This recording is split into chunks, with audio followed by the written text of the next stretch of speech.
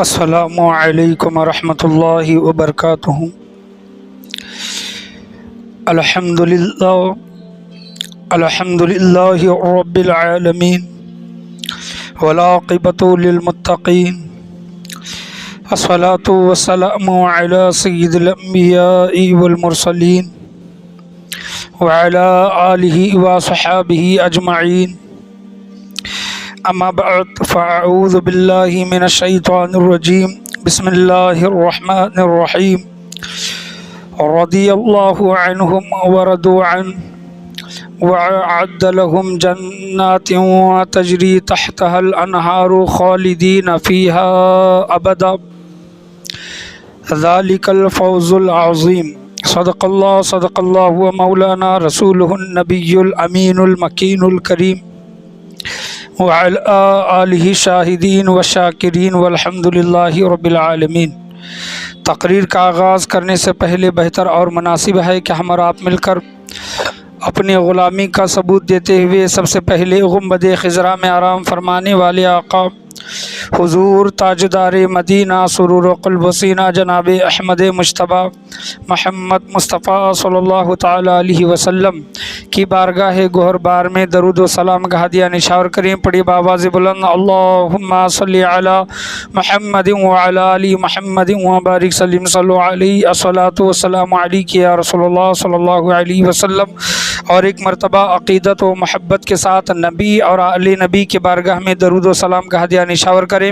اللہم صلی علی محمد وعلی آل محمد وبارک سلم صلو علیہ، الصلاۃ والسلام علیک یا رسول اللہ صلی اللہ تعالیٰ علیہ وسلم۔ الحمدللہ، آج کی میری تقریر کا عنوان موضوع جو ہے صحابہ کرام کی فضیلت۔ صحابہ کی فضیلت میں آپ کے سامنے بیان کرنے کے لیے کھڑا ہوا ہوں، اور صحابہ کی فضیلت حضور صلی اللہ تعالیٰ علیہ وسلم کے زبان مبارک سے آپ صلی اللہ تعالیٰ علیہ وسلم نے اپنے حیات طیبہ میں اپنے صحابہ کرام کا مقام و مرتبہ جو بڑھایا ہے اور لوگوں کی زبانوں کو جو بند کیا ہے، وہ انشاءاللہ عزوجل آج احادیث کریمہ کی روشنی میں صحابہ کرام کی فضیلت کو جانتے ہیں۔ اور یہ صحابہ کی فضیلت یہ کیوں میں بیان کر رہا ہوں؟ کیونکہ آج کا زمانہ، آج کا دور ایسا دور ہے کہ دیکھیں کہ اپنے آپ کو سنی کہنے والے لوگ بھی نام نہاد مسلمان اور خود کو سنی کہنے والے بھی کیا صحابہ کرام کی گستاخیاں کر رہی ہیں، اور صحابہ کرام کے متعلق جو آپ صلی اللہ تعالیٰ علیہ وسلم نے احادیث کریمہ میں جو چیزیں ارشاد فرمائی ہیں، اور خاص کر کے اللہ تبارک و تعالیٰ حضور صلی اللہ تعالیٰ علیہ وسلم کے صحابہ کے متعلق قرآن مجید فرقان حمید میں بہت سی جگہوں پر ان کے لیے خوشخبریاں، ان کے لیے انعامات، ان کے درجات کو اللہ تبارک و تعالیٰ نے بلند فرمایا ہے، وہ ہے صحابہ کرام۔ تو صحابہ کرام کی فضیلتوں کو جاننا اور سمجھنا یہ بہت ضروری ہے۔ یاد رکھے کہ اس دنیا میں اللہ تبارک و تعالیٰ کے جتنے بھی نبی ہیں، انبیاء کرام اس دنیا میں آئے ہیں، انبیاء کرام کے بعد جو سب سے بڑی جو جماعت ہے، افضل جو جماعت ہے، وہ صحابہ کرام کی جماعت ہے۔ صحابہ کرام نے دین اسلام ہم تک پہنچایا ہے، اور حضور صلی اللہ تعالیٰ علیہ وسلم کی حدیث کریمہ کو اور اللہ تبارک و تعالیٰ کے قرآن مجید فرقان حمید کو جمع کر کے جو امت تک جو یہ پہنچایا ہے، یہ سب سے بڑا احسان ہے امت پر صحابہ کرام کا۔ اور ان کے درجے کو، ان کے فضیلت کو جاننا بہت ضروری ہے، کیونکہ بہت سے ایسے لوگ ہیں، جیسا کہ میں بیان کر چکا ہوں، کہ ہو سکتا ہے کہ جانے میں، انجانے میں، یا پھر جان بوجھ کر صحابہ کرام کی غلطیاں نکال کر اور ان کے درجے کو کم کرنا اور ان کی شان میں گستاخیاں کرنا یہ دیکھا جا رہا ہے۔ اور ہمارے بھولے بھالے سنی بھی ان علماء کے پیچھے، ان لوگوں کے پیچھے چل پڑے ہیں، یہ بھی نہیں جانتے کہ یہ صحابہ کرام کا گستاخ ہے، صحابہ کرام پر لعن طعن کرتا ہے۔ ایسے لوگوں کی پیروی نہیں کرنی چاہیے، ایسے لوگوں کے ویڈیو نہیں دیکھنے چاہیے، ایسے لوگوں کی سنگتوں میں بھی نہیں بیٹھنا چاہیے۔ اللہ تبارک و تعالیٰ صحابہ کرام کے متعلق قرآن مجید فرقان حمید میں 11واں پارہ ہے سورہ توبہ کی یہ آیت ہے، پہلا رکوع ہے کہ دیکھیں کہ بہت سے جگہوں پر اللہ تبارک و تعالیٰ نے صحابہ کرام کا ذکر فرمایا ہے۔ صرف میں نے آج صرف ایک آیت لیا ہوں، سورہ توبہ کی 11واں پارہ ہے، یہ صحابہ کرام کے متعلق اتری ہے یہ آیتیں۔ اللہ تبارک و تعالیٰ قرآن مجید فرقان حمید میں ارشاد فرماتا ہے، اعوذ باللہ من الشیطان الرجیم، بسم اللہ الرحمن الرحیم، رضی اللہ عنہم ورضوا عنہ وأعد لهم جنات وتجري تحتها الأنهار خالدين فيها أبدا ذلك الفوز العظیم۔ اس کا ترجمہ ہے، اللہ تبارک و تعالیٰ قرآن مجید فرقان حمید میں ارشاد فرما رہا ہے کہ اللہ تبارک و تعالیٰ صحابہ کرام سے راضی ہے اور وہ اللہ سے راضی ہیں۔ رضی اللہ عنہم ورضوا عنہ، یہاں اس سے مراد کون ہے؟ اللہ ان سے راضی ہے، ان سے مراد کون ہے؟ صحابہ کرام ہیں۔ اللہ تبارک و تعالیٰ صحابہ کرام سے راضی ہیں، وہ صحابہ کرام اللہ سے راضی ہیں۔ اللہ تبارک و تعالیٰ آگے ارشاد فرماتا ہے، خدائے تعالیٰ نے، اللہ تبارک و تعالیٰ نے ان کے لیے ایسے باغات تیار کر کے رکھے ہیں جنت میں۔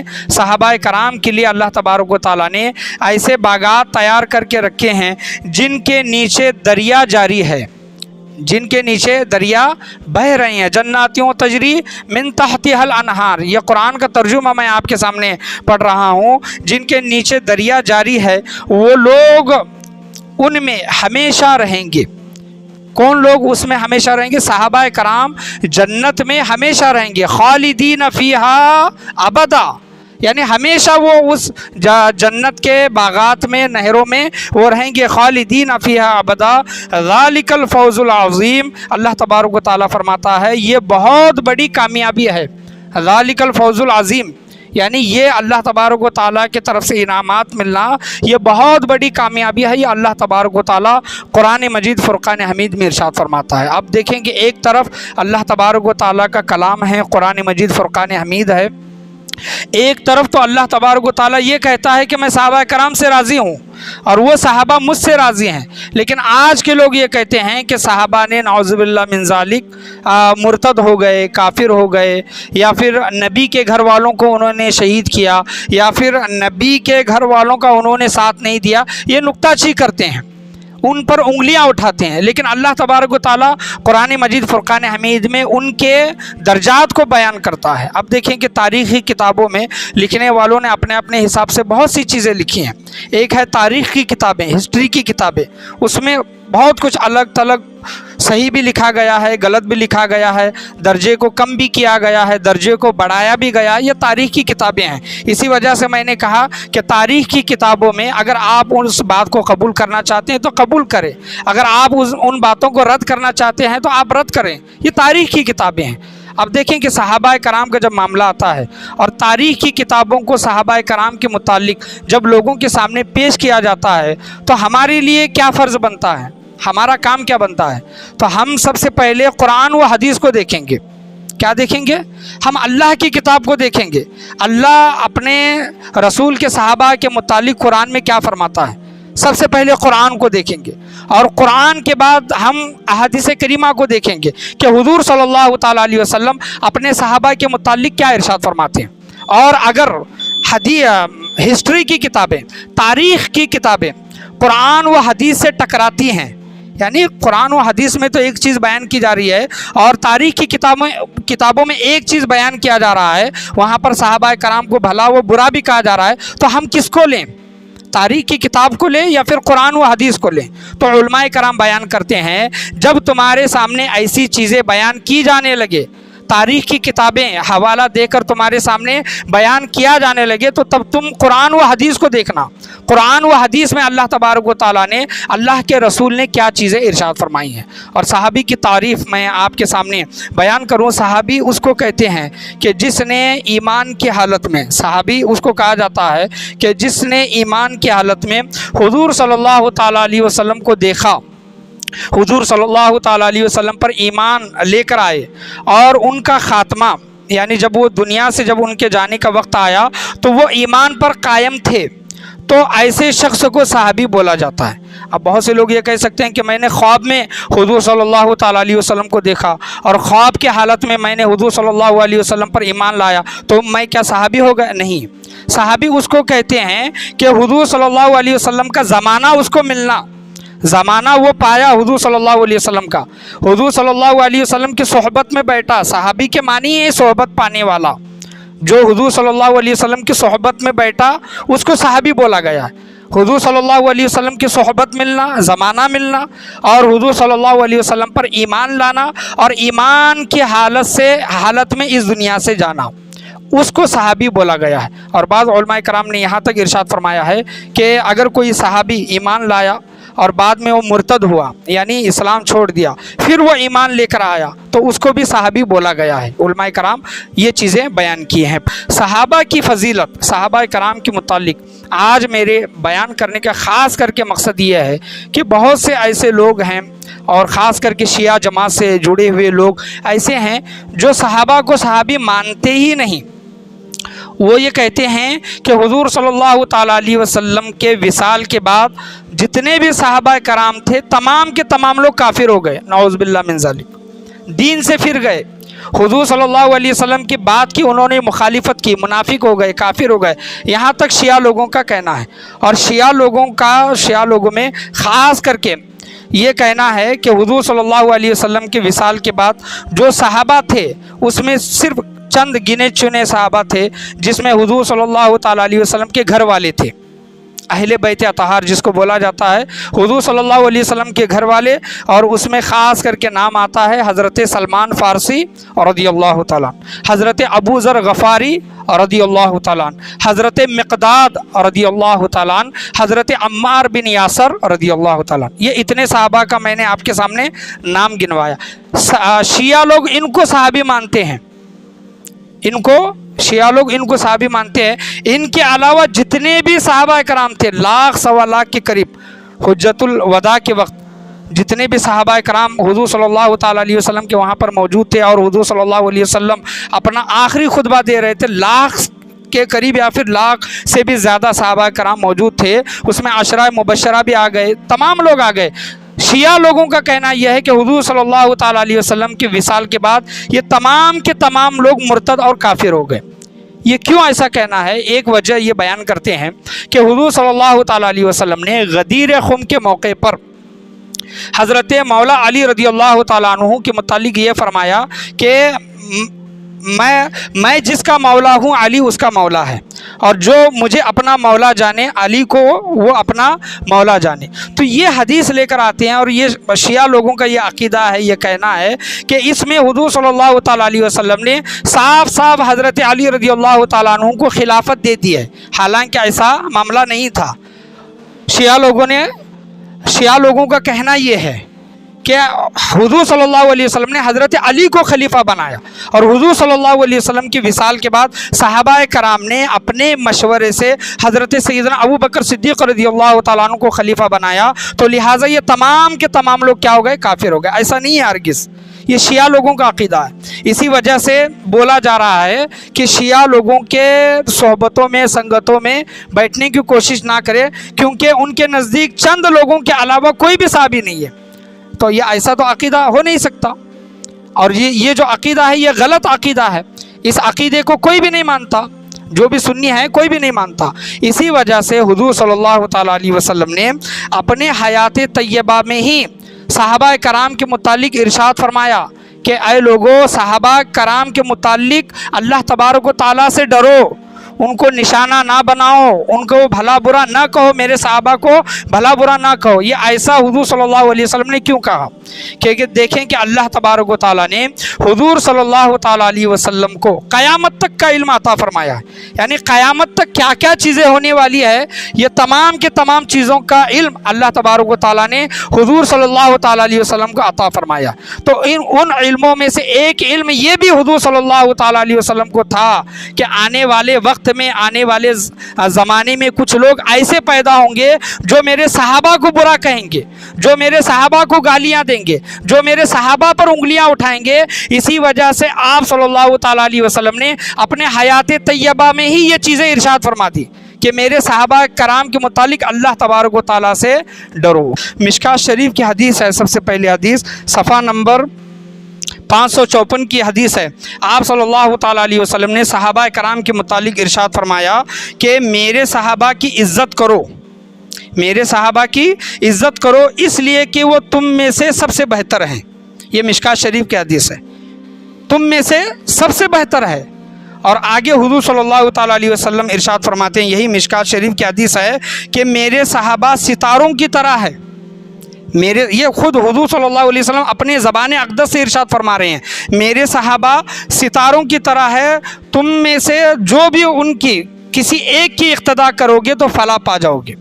میرے صحابہ ستاروں کی طرح ہے۔ ستاروں کی طرح کیوں بولا گیا؟ کہ جب سمندر میں جب جہاز کا جب سفر کیا جاتا تھا تو راستہ نہیں ملتا تھا، تو ستاروں کے ذریعے وہ راستہ معلوم کرتے تھے، ستاروں کا علم رکھتے تھے۔ اسی وجہ سے آپ صلی اللہ تعالیٰ علیہ وسلم نے ارشاد فرمایا کہ میرے صحابہ ستاروں کی طرح ہے، ان میں سے تم جس کی اقتداء کرو گے ہدایت پا جاؤ گے۔ یہ بھی مشکات شریف کی حدیث ہے۔ آپ صلی اللہ تعالیٰ علیہ وسلم نے بخاری، مسلم اور مشکات شریف کی حدیث میں ارشاد فرمایا کہ اے مسلمانوں، اے لوگوں، اے کلمہ پڑھنے والوں، تم میرے صحابہ کو گالی نہ دو۔ یہ حضور صلی اللہ علیہ وسلم ارشاد فرما رہے ہیں، تم میرے صحابہ کو گالی نہ دو اور انہیں بھلا برا نہ کہو، اس لیے کہ تم میں سے اگر کوئی احد پہاڑ کے برابر سونا خرچ کر دے۔ احد پہاڑ کتنا بڑا ہے؟ جو لوگ حج و عمرہ کر کے آئے ہیں احد پہاڑ کو دیکھے ہوں گے۔ احد پہاڑ جتنا سونا خرچ کر دے، حضور صلی اللہ علیہ وسلم کہہ رہے ہیں کہ اگر کوئی آج کا انسان، قیامت تک کا انسان احد پہاڑ کے برابر سونا خرچ کر دے، صدقہ کر دے، لیکن وہ صحابہ کرام کے برابر نہیں ہو سکتا جن صحابہ کرام نے آدھا کلو گیہوں یا پھر آدھا کلو جو صدقہ کیا ہوگا۔ کسی صحابی نے اللہ کی راہ میں آدھا کلو گیہوں اور آدھا کلو جو اگر صدقہ کیا ہوگا، اس کے برابر، اس کے مقابلے میں اگر کوئی انسان ایک احد پہاڑ جتنا سونا اگر خرچ کرتا ہے تب بھی وہ صحابہ کرام کے برابر نہیں ہو سکتا ان کا صدقہ کرنا۔ تو صحابہ کرام کا اتنا بڑا مقام و مرتبہ ہے۔ آپ صلی اللہ تعالیٰ علیہ وسلم آگے ارشاد فرماتے ہیں کہ میرے صحابہ کو گالی نہ دو، ان کو بھلا برا نہ کہو۔ جو شخص ان کو گالی دے اور بھلا برا کہے، جو میرے صحابہ کو گالی دے اور ان کو بھلا برا کہے، حضور صلی اللہ علیہ وسلم فرماتے ہیں کہ اس پر اللہ تبارک و تعالیٰ کی لعنت ہو۔ اللہ اکبر! اس انسان پر اللہ تبارک و تعالیٰ کی لعنت ہو۔ آپ صلی اللہ علیہ وسلم آگے ارشاد فرماتے ہیں، جو شخص میرے صحابہ کو بھلا برا کہتا ہے اس شخص کا نہ فرض قبول کیا جائے گا نہ نفل قبول کیا جائے گا۔ فرض یعنی فرض نمازیں اس کی قبول نہیں کی جائے گی، نفل اس کا قبول نہیں کیا جائے گا۔ حضور صلی اللہ علیہ وسلم فرماتے ہیں، جو میرے صحابہ کو گالی دے گا، بھلا برا کہے گا، اللہ تبارک و تعالیٰ کی اس پر لعنت، اللہ کے فرشتوں کی لعنت، اور تمام جتنے بھی انسان ہیں ان انسانوں کی لعنت اس انسان پر جو میرے صحابہ کو بھلا برا کہے۔ آگے ارشاد فرماتے ہیں آپ صلی اللہ تعالیٰ علیہ وسلم، مشکات شریف کی حدیث ہے کہ اے لوگوں، جب تم ان لوگوں کو دیکھو، یعنی اب دیکھا جاتا ہے نا کہ لوگ بھری مجلس میں، بھری محفل میں صحابہ کرام پر طعن و تشنیع کرتے ہیں، بھلا برا کہتے ہیں۔ حضور صلی اللہ تعالیٰ علیہ وسلم نے وہ زمانہ دیکھ لیا تھا۔ آپ صلی اللہ تعالیٰ علیہ وسلم کو پتہ تھا کہ آنے والے وقت میں کچھ لوگ میرے صحابہ کو برا کہیں گے، گالیاں دیں گے۔ آپ صلی اللہ علیہ وسلم ارشاد فرماتے ہیں کہ اے لوگوں، جب تم ان لوگوں کو دیکھو جو میرے صحابہ کو گالیاں دیتے ہو، ان کو بھلا برا کہتے ہو، تو تم کہو کہ تمہارے شر پر، یعنی ان لوگوں سے کہو کہ تمہارے شر پر، یعنی تمہاری برائی پر اللہ تبارک و تعالیٰ کی لعنت۔ یہ مشکات شریف کی حدیث ہے۔ یہ حدیث ہے، میں حضور صلی اللہ تعالیٰ علیہ وسلم کی بیان کر رہا ہوں۔ آپ صلی اللہ تعالیٰ علیہ وسلم آگے ارشاد فرماتے ہیں کہ اے لوگو، جب میرے صحابہ کا تذکرہ کرو، جب میرے صحابہ کا ذکر کرو تو رک جاؤ۔ رکنے سے یہاں پر مراد کیا ہے؟ کہ رک جاؤ، کہ ان پر نقطہ چی نہ کرو، ان پر انگلیاں نہ اٹھاؤ۔ جب میرے صحابہ کا ذکر کرو تو خیر کے ساتھ ذکر کرو، برائی کے ساتھ ان کا ذکر نہ کرو میرے صحابہ کرام کا۔ یہ آپ صلی اللہ تعالیٰ علیہ وسلم نے ارشاد فرمایا۔ اور آگے حضور صلی اللہ تعالیٰ علیہ وسلم ارشاد فرماتے ہیں کہ صحابہ کرام کو گالی نہ دو۔ یہ بار بار یہ احادیث کریمہ میں ارشاد فرمایا جا رہا ہے کہ صحابہ کرام کو گالی نہ دو، اس لیے کہ ان کا ایک گھڑی رات میں عبادت کرنا، کیا فرماتے ہیں حضور صلی اللہ علیہ وسلم کہ صحابہ کرام کا ایک گھڑی رات میں عبادت کرنا تمہاری زندگی بھر کی عبادت سے بھاری ہے. سبحان اللہ. صحابہ کرام کا ایک گھڑی عبادت کرنا تمہاری پوری زندگی کی عبادت سے بھاری ہے. آپ دیکھیں کہ قرآن مجید فرقان حمید خود ان کی عبادتوں کا ذکر کرتا ہے. محمد الرسول اللہ، محمد صلی اللہ علیہ وسلم اللہ کے رسول ہیں. والذین معہ اشداء علی الکفار رحماء بینہم تراہم رکعا سجدا یبتغون فضلا من اللہ ورضوانا. محمد صلی اللہ علیہ وسلم اللہ کے رسول ہیں. والذین معہ اشداء، جو ان کے ساتھ ہیں، جو ان کے ساتھ یعنی جو ان کے ساتھی ہیں، جو ان کے صحابہ ہیں، کفار پر سخت ہیں، کافروں پر سخت ہیں. رحماء بینہم، آپس میں رحم دل ہے، رحم دل ہیں، آپس میں ایک دوسرے کے رحم دل ہے. تراہم رکعا سجدا یبتغون فضلا من اللہ ورضوانا. اے حبیب جب ان صحابہ کرام کو دیکھیں تو وہ رکوع اور سجود میں رہتے ہیں. صحابہ کرام کی عبادت کا ذکر اللہ تبارک و تعالیٰ سورہ فتح میں ارشاد فرماتا ہے. یہ جو لقد صدق اللہ جو پڑھتے ہیں محمد رسول اللہ صلی اللہ علیہ وسلم کے بعد کی جو یہ آیتیں، اس میں صحابہ کرام کا ذکر کیا جا رہا ہے، ان کی عبادتوں کا ذکر کیا جا رہا ہے، ان کی عادتوں کا ذکر کیا جا رہا ہے. جو وہ اللہ تبارک و تعالیٰ جب ان کو دیکھتا ہے تو رکوع میں رہتے ہیں، وہ سجود میں رہتے ہیں. کن کے متعلق بیان کر رہا ہے اللہ تبارک؟ صحابہ کرام کے متعلق. اور آج کا انسان صحابہ کرام کو بھلا برا کہتا ہے، ان پر انگلیاں اٹھاتا ہے، تو اس کو سوچنا چاہیے کہ میں حضور صلی اللہ تعالیٰ علیہ وسلم کی حدیث کی مخالفت کر رہا ہوں. حضور نے تو فرمایا کہ صحابہ کو برا نہ کہو، اور میں صحابہ کو برا کہہ رہا ہوں. تو یہ حدیث کے مخالفت کرنا ہوا کہ نہیں ہوا؟ اللہ تبارک و تعالیٰ تو ان کی نیک عادتوں کا ذکر، ان کے انعامات کا ذکر، ان کی فضیلت کا ذکر قرآن میں ارشاد فرماتا ہے کہ وہ جنت میں ہیں، اللہ ان سے راضی ہے، وہ اللہ سے راضی ہے. لیکن آج کا انسان صحابہ سے اگر ناراض رہتا ہے تو صحابہ کی شان میں کیا فرق پڑنے والا ہے؟ جب اللہ ان سے راضی ہے، صحابہ کرام کے، حضور کے صحابہ سے جب اللہ راضی ہے، لیکن آج کا کوئی ایک انسان صحابہ سے اگر ناراض رہتا ہے تو صحابہ کی شان میں کوئی فرق پڑنے والا ہے؟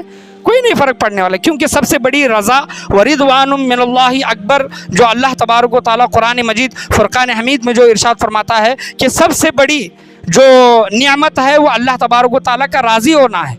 ورضوان من اللہ کی رضا جس کو مل گئی وہ سب سے بڑی رضا اس کو مل گئی، سب سے بڑی نعمت مل گئی. یہ اللہ تبارک و تعالیٰ نے قرآن مجید فرقان حمید میں ارشاد فرمایا ہے. اب دیکھیں کہ یہاں پر صحابہ کرام کی بہت سی خدمتیں ہیں. حضور صلی اللہ تعالیٰ علیہ وسلم کی وصال کے بعد جو اسلام کو جو پھیلایا ہے، جو دین کو جو پھیلانے کا جو کام جو سر انجام دیا ہے وہ صحابہ کرام نے دیا ہے. اور اگر صحابہ پر ہی انگلی اٹھائیں گے تو دیکھیں کہ بہت سی ایسی چیزیں ہیں جن میں اختلافات ہو سکتے ہیں. مثال کے طور پر شیعہ لوگوں کا کہنا ہے کہ حضور صلی اللہ علیہ وسلم کے وصال کے بعد کوئی بھی صحابی نہیں تھا سوائے حضور صلی اللہ علیہ وسلم کے گھر والوں کے اور جو صحابہ کرام کا میں نے ذکر کیا. اب دیکھیں کہ صحابہ کرام نے کیسی کیسی خدمتیں کی ہیں، دین کو پھیلایا ہے، قرآن کو جمع کیا ہے، حضور صلی اللہ تعالیٰ علیہ وسلم کی حدیثوں کو جمع کیا. شیعہ لوگوں کا کہنا ہے کہ یہ قرآن مکمل ہے ہی نہیں، صحابہ کرام نے پورا کے پورا قرآن مکمل جمع کیا ہی نہیں. 40 پارے ہیں، 30 پارے جمع کیا، 10 پارے حضرت امام مہدی کے پاس ہے، جب وہ آئیں گے تو قرآن لے کر آئیں گے. ان 10 پاروں میں اہل بیت اطہار کا، نبی کے گھر والوں کا اس میں ذکر تھا، وہ شان تھی. تو صحابہ کرام نے تمام کے تمام چیزیں وہ کیا کی؟ چھپا دی. ایسے الزامات لگاتے ہیں. تو حضور صلی اللہ تعالیٰ علیہ وسلم کو پتہ تھا، اس وجہ سے آپ صلی اللہ تعالیٰ علیہ وسلم نے لوگوں کو آگاہ کیا ہے، لوگوں کو خبردار کیا ہے کہ جب تم ایسے لوگوں کو دیکھو تو کہو کہ تمہارے سر پر اللہ کی لعنت. یہ کیوں کہا؟ آپ صلی اللہ تعالیٰ علیہ وسلم بخوبی جانتے تھے جو قرآن کو مکمل نہ جانے وہ مسلمان ہو سکتا ہے؟ نہیں ہو سکتا. یعنی ہمارا عقیدہ ہے کہ قرآن میں ایک حرف، ایک آیت بھی رد و بدل نہیں کیا گیا، کمی و بیشی نہیں کی گئی. ہمارا یہ عقیدہ ہے. اگر یہ قرآن کا یہ عقیدہ اگر کوئی نہیں مانتا تو وہ کافر ہو جائے گا. کیونکہ اللہ تبارک و تعالیٰ نے 14ویں پارے میں خود ارشاد فرماتا ہے کہ ہم قرآن کو نازل کرنے والے ہیں، ہم ہی اس کی حفاظت کرنے والے ہیں. کیا کرنے والے ہیں؟ انا نحن نزلنا الذکر وانا لہ لحافظون. یہ جو آیت ہے 14ویں پارے کی شروع کا صفحہ ہے، بے شک ہم ہی قرآن کریم کو نازل کرنے والے ہیں، ہم ہی اس کی حفاظت کرنے والے ہیں. اس کا مطلب کیا؟ قرآن کریم محفوظ ہو گیا قیامت تک. اس میں کوئی رد و بدل نہیں کر سکتا، لیکن شیعہ کا عقیدہ ہے کہ اس میں رد و بدل کیا گیا ہے، اس میں کمی و بیشی کی گئی ہے، اس میں قرآن مکمل نہیں ہے۔ لیکن قرآن کی آیت اگر دیکھیں گے، اللہ فرماتا ہے کہ ہم قرآن کو نازل کرنے والے ہیں، ہم ہی اس کی حفاظت کرنے والے ہیں۔ اب ہم اللہ کی بات کو مانیں، اللہ کی بات کو تسلیم کرے، یا پھر شیعہ لوگوں کی بات کو تسلیم کرے؟ یہ قرآن کے متعلق کیوں ارشاد یہ کہتے ہیں کہ ہم قرآن کو مانتے نہیں؟ یہ چیزیں کیونکہ قرآن میں صحابہ کرام کا ذکر ہے، جس طرح اہل بیت اطہار کا ذکر ہے، اسی طرح صحابہ کرام کا بھی ذکر ہے، جیسا کہ میں نے آپ کے سامنے آیت پڑھی 11ویں پارے کی سورہ توبہ کی۔ اور حضور صلی اللہ تعالیٰ علیہ وسلم ارشاد فرماتے ہیں کہ جس نے میری وجہ سے میرے صحابہ کی حفاظت کی، میرے صحابہ کی حفاظت یعنی زبان دراز نہیں کیا، ان کو گالی گلوچ نہیں دیا، اپنی زبان کو سنبھالا، میری وجہ سے۔ کس کی وجہ سے؟ حضور صلی اللہ تعالیٰ علیہ وسلم کی وجہ سے میرے صحابہ کی حفاظت کی، اپنی زبان کو سنبھالا۔ حضور صلی اللہ علیہ وسلم کا فرماتے ہیں کہ قیامت کے دن میں اس کا محافظ ہوں گا، میں اس کی حفاظت کروں گا۔ جس نے میری وجہ سے میرے صحابہ کی حفاظت کی، قیامت کے دن میں اس کی حفاظت کروں گا۔ جس نے ان کو برا کہا، اللہ تبارک و تعالیٰ کی لعنت۔ یہ حضور صلی اللہ تعالیٰ علیہ وسلم نے ارشاد فرمایا۔ آخری ایک حدیث میں بیان کر کے اپنی تقریر کو ختم کروں گا۔ عبد الرحمن بن عوف رضی اللہ تعالیٰ عنہ، یہ عشرہ مبشرہ میں سے ہیں، عبد الرحمن بن عوف، یہ حضور صلی اللہ تعالیٰ علیہ وسلم کی بارگاہ میں آ کر کہتے ہیں کہ یا رسول اللہ صلی اللہ تعالیٰ علیہ وسلم، حضرت خالد بن ولید ہم کو برا کہتے ہیں، ہم کو تکلیف دیتے ہیں۔ جب حضرت خالد بن ولید کو بلایا گیا، دیکھیں کہ خالد بن ولید کون ہے، یہ بتانے کی ضرورت نہیں ہے، جن کو سیف اللہ بولا گیا ہے، اللہ تبارک و تعالیٰ کی تلوار بولا گیا۔ اب دیکھیں کہ صحابہ میں کیا ہے کہ حضور صلی اللہ تعالیٰ علیہ وسلم کی بارگاہ میں جب حضرت خالد بن ولید کو جب بلایا گیا، اور حضور صلی اللہ تعالیٰ علیہ وسلم نے پوچھا کہ اے خالد بن ولید، تم بدری صحابہ کو کیوں تکلیف دیتے ہو؟ یہ عبد الرحمن بن عوف یہ بدری صحابہ میں یعنی جنگ بدر میں یہ شامل تھے، اور بدری صحابہ کو کیوں تکلیف دیتے ہو؟ تو حضور صلی اللہ تعالیٰ علیہ وسلم آگے ارشاد فرماتے ہیں کہ اے خالد بن ولید، تم ان کی برابری نہیں کر سکتے۔ کیا کہہ رہے ہیں حضور صلی اللہ تعالیٰ علیہ وسلم؟ اے خالد، تیرا اور مہاجرین میں کیا مقابلہ، موازنہ؟ اگر تو احد پہاڑ کے برابر سونا خرچ کر دے، ان کے عمل کے برابر کو تو نہیں پہنچ سکتا۔ یہ کس کو کہہ رہے ہیں؟ حضرت خالد بن ولید کو کہہ رہے ہیں حضور صلی اللہ علیہ وسلم، اے خالد بن ولید، اگر تو احد پہاڑ کے برابر سونا خرچ کر دے تو بدری صحابہ کرام کے عمل کو تو نہیں پہنچ سکتا۔ اور آج کے زمانے کا اگر کوئی انسان صحابہ کو برا کہتا ہے تو اس کو سوچنا چاہیے کہ حضرت خالد بن ولید کے متعلق حضور صلی اللہ علیہ وسلم یہ کہہ رہے ہیں، تو میرا مقام و مرتبہ کیا ہوگا؟ تو حضرت خالد بن ولید کہتے ہیں کہ یا رسول اللہ، یہ عبد الرحمن بن عوف صحابہ کرام مجھے نکتہ چی کر رہے تھے، مجھے بھلا برا کہہ رہے تھے، تو میں جواب دے رہا تھا۔ تو حضور صلی اللہ علیہ وسلم نے صحابہ کرام کو فرمایا کہ خالد بن ولید کو برا نہ کہو، خالد بن ولید کو برا نہ کہو، یہ سیف اللہ ہیں، یہ اللہ تبارک و تعالیٰ کی تلوار ہیں۔ اللہ نے خالد بن ولید کو کافروں پر مسلط کیا ہے، کافروں پر مسلط کیا ہے کہ کافروں کو یہ مارتے ہیں، کافروں پر یہ سخت ہیں۔ اللہ نے اپنی تلوار حضرت خالد بن ولید کو بنایا ہے، تو حضرت خالد بن ولید کو برا نہ کہو۔ تو بتانے کا یہاں پر حاصل کلام مقصد یہ ہے کہ صحابہ کرام میں بھی آپس میں رنجشیں، اختلافات، لڑائی وغیرہ ہوتی تھی، لیکن ہمارا کوئی حق نہیں بنتا کہ ان کو ہم برا کہیں، وہ ان کا معاملہ تھا، وہ ان کے درمیان میں تھا۔ اب یہ دیکھا جاتا ہے نا، یہ ایک چیز، یہ بہت مشہور چیز ہے کہ گھر گھر میں لڑائی ہو گئی تو باہر والا کوئی بیچ میں نہیں پڑتا۔ کیوں نہیں پڑتا؟ ایک مشہور قول ہے کہ یہ گھر والے یہ لڑتے ہیں، بعد میں آپس میں ملتے ہیں، جو بیچ میں جاتا انہیں سے برا ہوتا، جو سمجھانے جاتا، جو بولنے جاتا وہ برا جاتا، وہی برا ہوتا ہے، یا آگے چل کو یہ آپس میں ایک ہو جاتے ہیں۔ تو بتانے کا حاصل کلام مقصد یہ ہے کہ صحابہ کرام میں جو بھی اختلافات ہوں، جو بھی لڑائیاں ہوں، وہ ان کے درمیان ہے، ہم بیچ میں بولنے والے یہ حق ہم کو حاصل نہیں ہے، یاد رکھیں۔ اور قیامت کے دن اس کے متعلق ہم کو پوچھا نہیں جائے گا، اس عمل کے متعلق پوچھا نہیں جائے گا کہ صحابہ کرام کے اندر جو لڑائی ہوئی تھی، جھگڑے ہوئے تھے، تو تم کس کے طرف تھے یا پھر تم کیا جواب دیتے، یہ نہیں پوچھا جائے گا. تم کو قبر میں جو سوال کیا جائے گا تیرا رب کون ہے، تیرا دین کیا ہے، تو محمد رسول اللہ صلی اللہ علیہ وسلم کے متعلق کیا کہتا ہے، یہ سوال کیا جائے گا.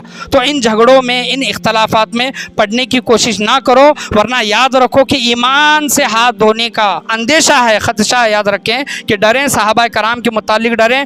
صحابہ کرام کے متعلق اللہ فرما رہا ہے، اللہ رضی اللہ عنہم ورضوا عنہ وأعد لهم جنات تجری تحتها الانہار خالدین فیہا ابدا ذلک الفوز العظیم.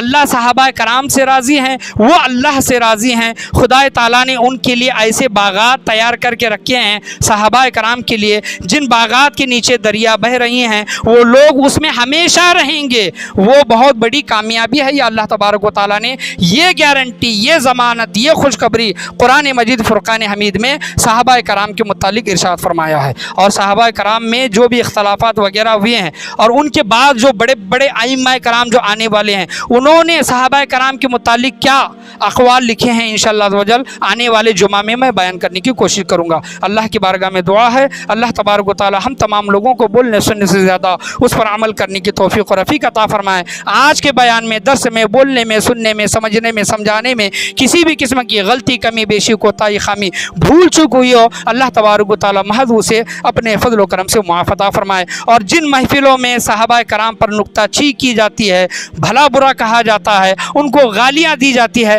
ایسی محفلوں سے اور ایسے لوگوں سے بچنے کی اللہ تبارک و تعالی ہم تمام لوگوں کو توفیق و رفیق عطا فرمائے. لا الہ الا اللہ محمد رسول اللہ صلی اللہ تعالی علیہ وسلم. وآخر دعوانا ان الحمد للہ رب العالمین.